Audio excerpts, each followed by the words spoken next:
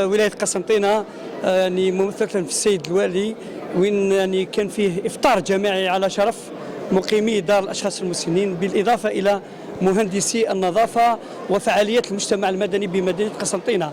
يعني هذا نتيجة يعني العمل التضامني. الحمد لله اليوم رانا واصلين ل 354 ألف وجبة على مستوى ولاية قسنطينة، يعني هو عدد معتبر، يعني عدد هائل اللي نتمنوا مجهودات يعني اللي قائمين بالمطاعم الإفطار وعابري السبيل. إذن هي عملية تضامنية لفائدة مقيمي دار المسنين وكذلك مهندسي النظافة الذين أبدعوا في الميدان. كان تكريمهم من طرف السيد والي الولاية، تكريم مقيمي دار المسنين بلباس العيد، وكذلك كانت هدايا قيمة لمهندسي النظافة. إذن هذا هو العمل التضامني في هذا الشهر الفضيل إن شاء الله، ونقول لهم عيد سعيد إن شاء الله للشعب الجزائري والأمة الإسلامية جمعاء.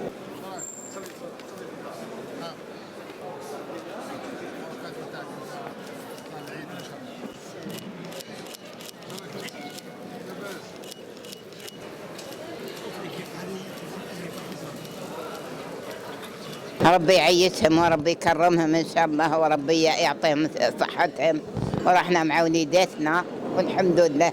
هذه الالتفاتة الطيبة التي تجمعنا في جو أخوي عمال النظافة إطارات الدولة، هذه المبادرة تحفزنا احنا كعمال نظافة وكمسؤولين في عمال النظافة، وتعطينا حافز بنزيد ونقدموا الأفضل لهذه المدينة.